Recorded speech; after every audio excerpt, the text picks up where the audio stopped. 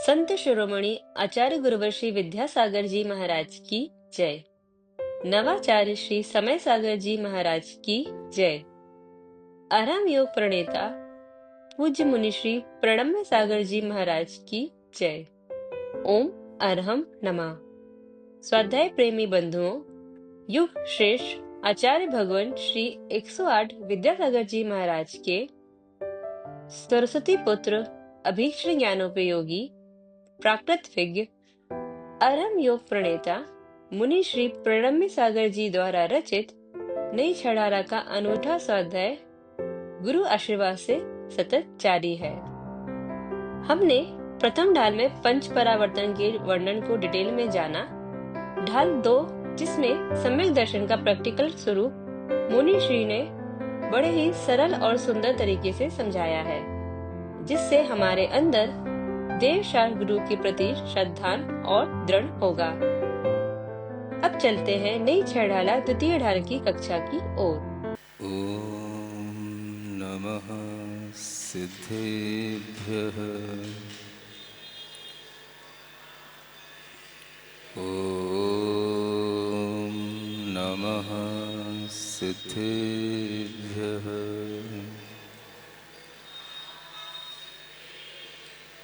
ओम नमः सिद्धेभ्यः।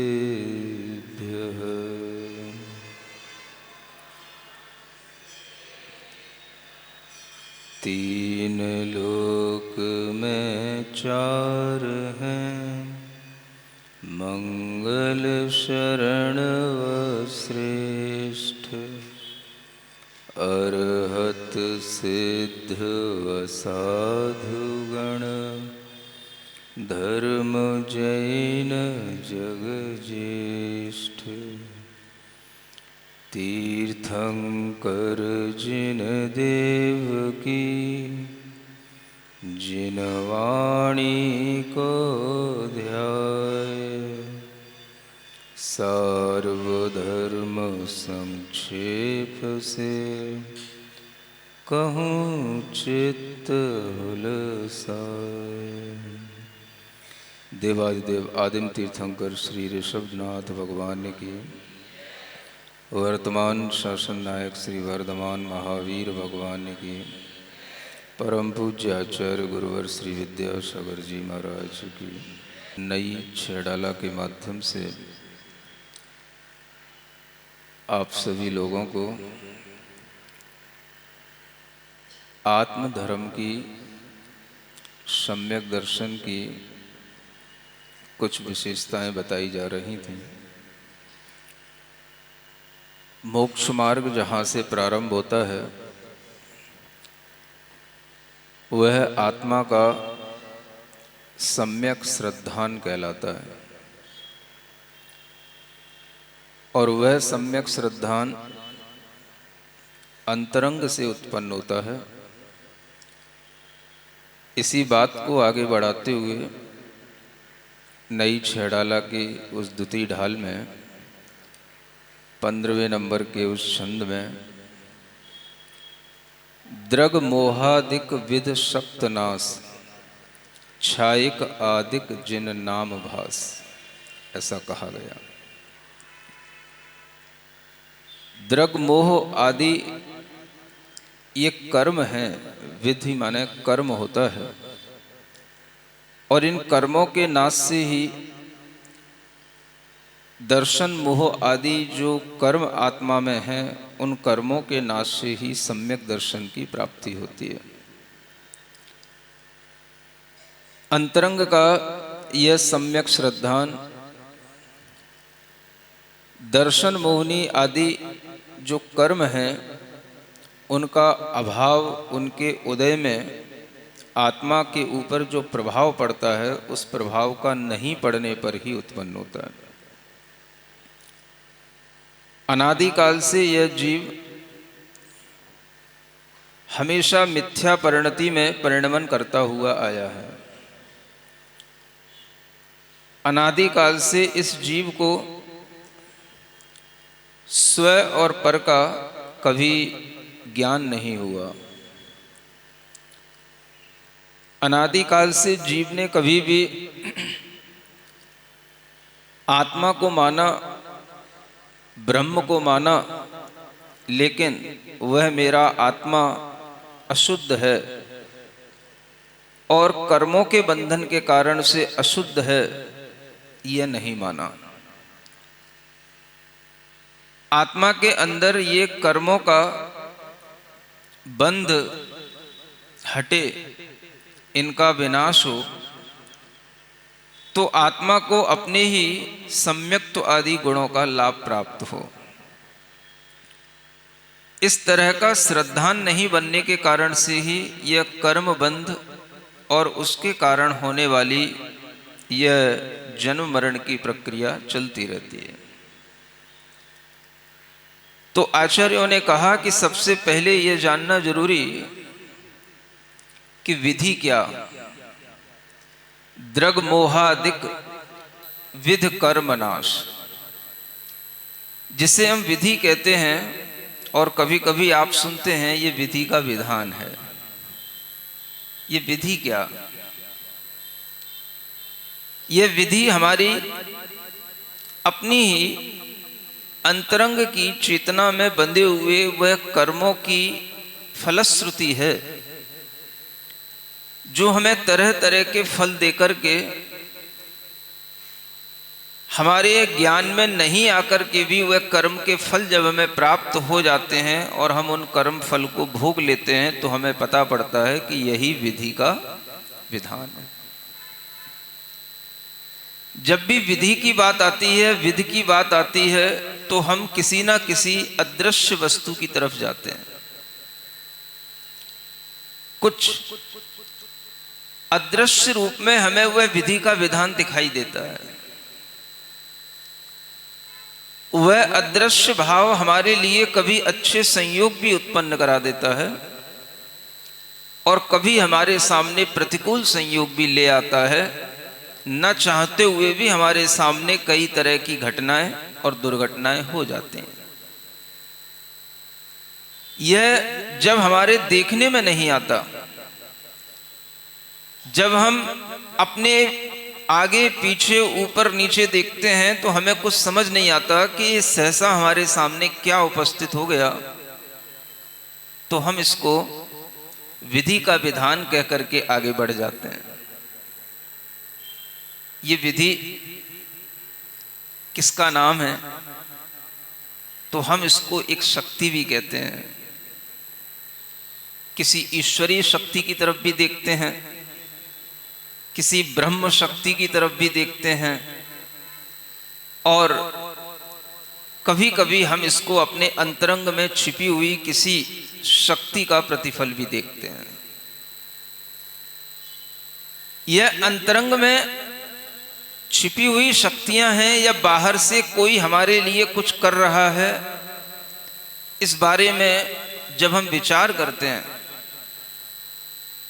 तो हमारी दृष्टि में सबसे पहले ये दिखाई देने लग जाता है कि बाहर से कोई कुछ कर रहा होता है। हमें बाहर से कोई अचानक से सहायता करने आ जाता है, हमें बाहर से कोई अचानक से दुख देने के लिए कुछ भी दुर्घटना के कारण उपस्थित होकर के आ जाता है, हमें बाहर से कोई भी कभी भी आकर के कुछ ऐसा लगता है कि जैसे कोई धन वैभव देकर के चला जाए और मैं सोचता रहूं कि हाँ ये मेरा कोई विधि का विधान पूरा हो गया। हम बाहर की ओर देखते हैं और ये बाहर जब तक हम देखते रहते हैं तब तक हमारे ऊपर कहीं ना कहीं ये दर्शन मोह का आवरण रहता है। दर्शन मोह का मतलब हमारी दृष्टि में, हमारी श्रद्धा में, हमारे विश्वास में एक मोह का आवरण आ जाता है। जब वह आवरण हमारे सामने होता है तो फिर हमें सामने ही दिखाई देता है, ऊपर नीचे दिखाई देता है, आजू बाजू दिखाई देता है, भीतर नहीं दिखाई देता। दर्शन मोह का आवरण हटने पर ही हमें कुछ भीतर दिखाई देता है। जब तक आपके ऊपर यह दर्शन मोह का आवरण रहता है, तब तक आपकी चेतना में यह श्रद्धान बाहर की तरफ जाता है। बाहर से कोई मुझे कुछ दे देता है, कोई मेरे ऊपर प्रसन्न हो जाए, मेरी झोली भर जाए, कोई मेरे ऊपर प्रसन्न हो जाए, मुझे एकदम से नाव से रास्ता पार करा जाए, कोई मेरे ऊपर प्रसन्न हो जाए, एकदम से कहीं कोई बाढ़ आ रही हो और मैं डूब रहा हूं और मुझे उठा करके ऊपर लेकर के आ जाए। हमारी दृष्टि में हमेशा इसी तरह की घटनाएं झूलती हैं और हम हमेशा इसी तरह की चीजें देखते भी हैं, सुनते भी हैं, सीरियल में भी देखते हैं, फिल्मों में भी देखते हैं। और अचानक से जब हमारे लिए कुछ ऐसा लग रहा हो कि कुछ सब कुछ मिटने वाला हो और मिटते मिटते कोई हमें एकदम से बचा लेता है, एकदम से हमारे सामने आ जाता है, तो बस फिर वही हमारे लिए सर्वस्व हो जाता है। सुन रहे हो ना? वह सर्वस्व, सब कुछ फिर वही हो जाता है हमारे लिए। अगर कोई व्यक्ति सामने आ गया तो वो व्यक्ति सर्वस्व हो गया, अगर कोई व्यक्ति सामने नहीं आया तो भी हमारे सामने कुछ रहता है। हाँ, कुछ विधि का विधान किसी ईश्वर ने हमारे लिए बड़ी कृपा कर दी, ऐसा विचार मन में आए बिना रहता नहीं। अगर किसी व्यक्ति ने आपकी सहायता कर दी, कोई व्यक्ति आपके लिए तुरंत ही इस तरह से उपस्थित हो गया, तो उस समय पर तो आपके लिए सब कुछ वह व्यक्ति ही हो जाता है। सारी फिल्में इन्हीं तरह की स्क्रिप्ट के साथ चलती हैं। कुछ ऐसा हो रहा होगा कि बस लगे सब मिटने वाला है, कोई बचाने वाला नहीं है, और अचानक से कोई एक व्यक्ति आकर के उपस्थित हो गया, बस वही उस फिल्म का हीरो होता है और उसी के ऊपर फिर पूरी फिल्म चलती है। कहना चाहिए फिल्म की शुरुआत यहीं से होती है। जब तक वो हीरो नहीं आएगा, जब तक किसी की रक्षा नहीं होगी, जब तक आगे वह फिल्म बढ़ती नहीं, कोई गाना कैसे गाया जाए? अकेले तो कोई गाना गाया ही नहीं जाता, उसके साथ कोई दूसरा तो होना ही चाहिए, लेकिन दूसरा अपने आप मिल जाए, पहले से ही मिला हुआ हो, तो फिर फिल्म में कोई दाम जान ही नहीं रहेगी। तो अचानक से कोई आना, अचानक से अपनी जिंदगी में कोई आ जाना, जब ये महसूस होता है और लोग इसकी प्रतीक्षा भी करते हैं। जिन लोगों ने ज्यादा फिल्में देख रखी होती हैं, ऐसे बच्चों से जब हम कभी बातचीत करते हैं तो उनके भी कुछ एटीट्यूड इसी तरह के होते हैं कि मेरी जिंदगी में कभी कुछ ऐसा होगा, कोई आएगा और मेरी जिंदगी अपने आप बदल जाएगी। ये सब कुछ फिल्मों का मोह हमारे ऊपर इतना ज्यादा चढ़ा रहता है, बाहर की दृश्यों का, बाहर की सुनी हुई बातों का हमारे ऊपर इतना ज्यादा बुद्धि पर उसका प्रभाव रहता है कि हम इस दर्शन मोह से ही घिरे रहते हैं। इसी को कहते हैं दृष्टि मोह, जिसे दृष्टि भ्रम भी कह सकते हैं। अगर आपको मोह समझ में ना आता हो तो एक शब्द है दृष्टि भ्रम। हमारी दृष्टि में एक भ्रम रहता है। सबसे पहले अगर आप उस भ्रम को दूर कर पाएंगे तो कोई मोक्ष मार्ग शुरू होगा, तो कोई आपकी अंतरंग की यात्रा शुरू होगी। और ये दृष्टि भ्रम जो उत्पन्न होता है, ये हमारे भीतर पिछले कर्मों के संस्कारों के कारण से वह बना रहता है, क्योंकि हमने अनादि काल में अनेक यहां पर जन्म लिए और उन हर जन्मों में इसी तरह के भ्रम के साथ हम जिए, तो उन सब का संस्कार हमारी आत्मा पर रहता है।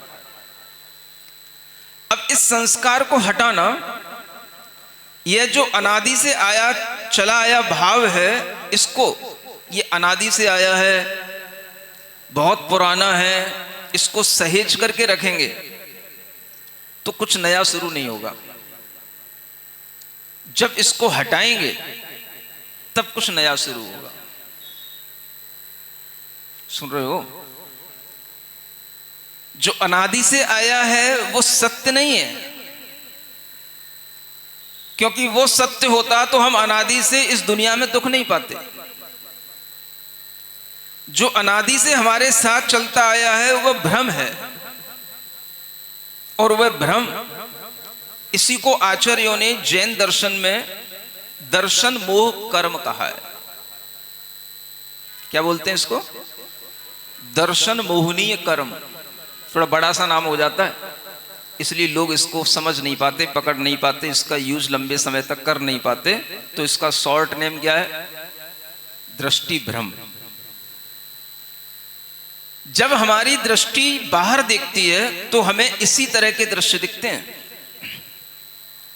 किसी ने मुझे 7वीं मंजिल से गिरा दिया और मैं नीचे आते आते किसी ने मुझे पकड़ लिया, अचानक से वही मेरी जिंदगी का सर्वस्व हो गया, और फिर उसी के साथ हम जीवन पर्यंत के लिए इस तरह से बंध जाते हैं कि वही हमारे लिए सब कुछ होता है। परमेश्वर होता है, ईश्वर होता है, प्रेमी होता है, सब कुछ होता है, वही सब कुछ होता है।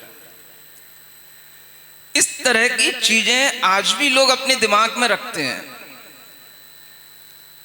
इस तरह के विचार कभी कभी चलते हुए सड़क पर भी लोग अपने पास रखते हैं। फिल्म का भूत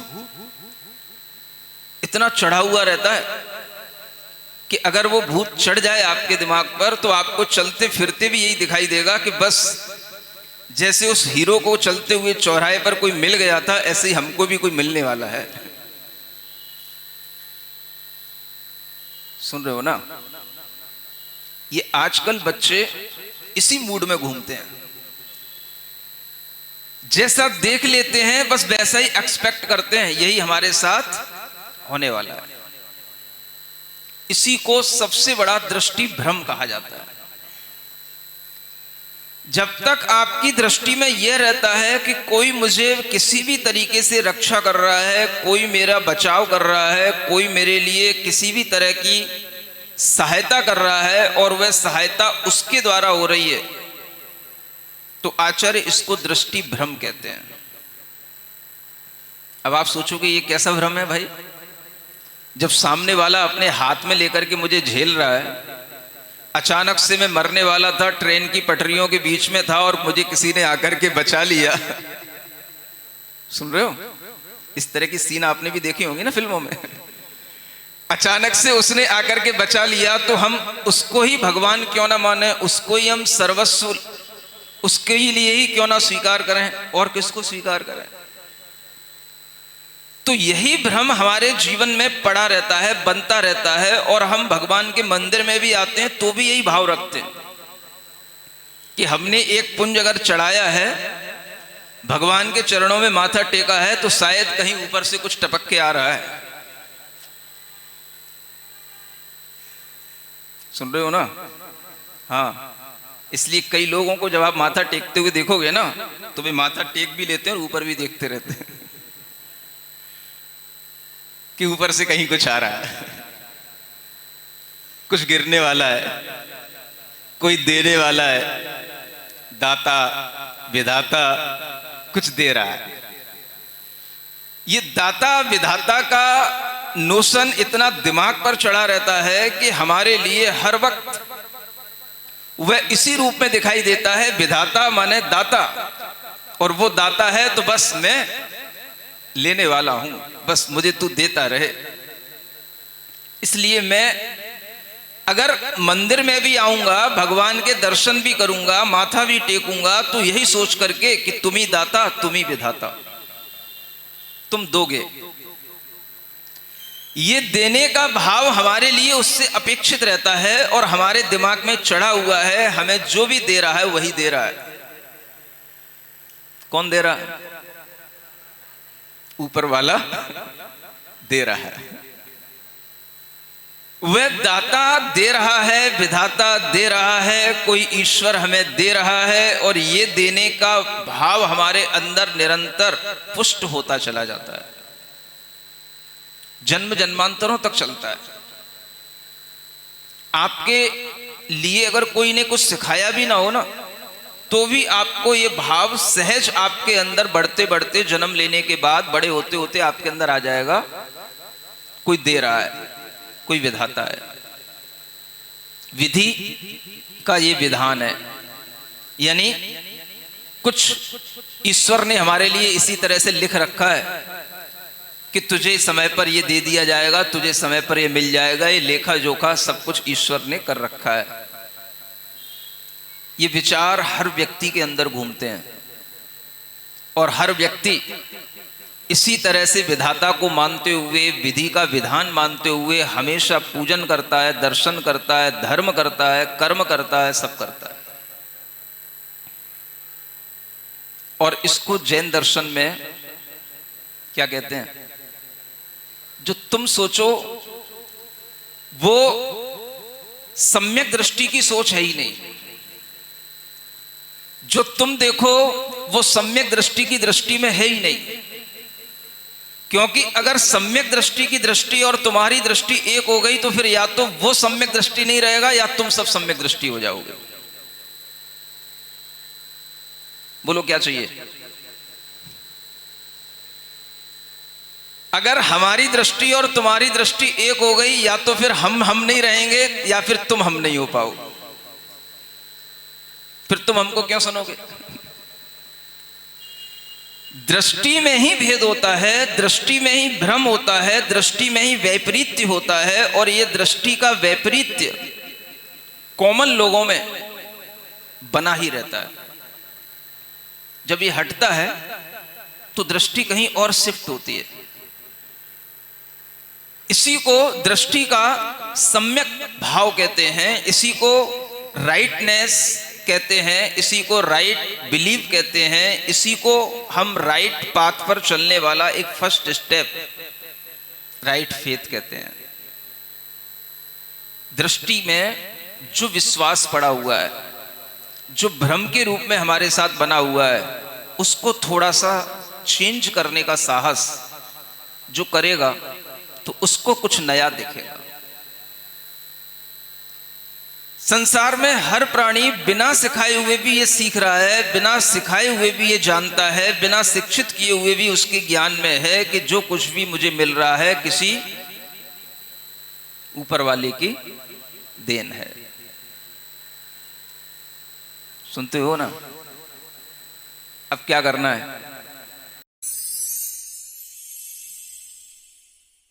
सिरिजिणवाणी जग कल्याणी जग जन मदतम मोहरी जनमण हारी गढ़हर हारी जम जरा भव रोग हरी तिथ्य राणम दिव्य झुणिम जो पड़ई सुणई मय्ये धारई राणम सौख मणंतम धैर्य सासद मोक्ष पदम पावई सासद मोक्ष पदम पावई।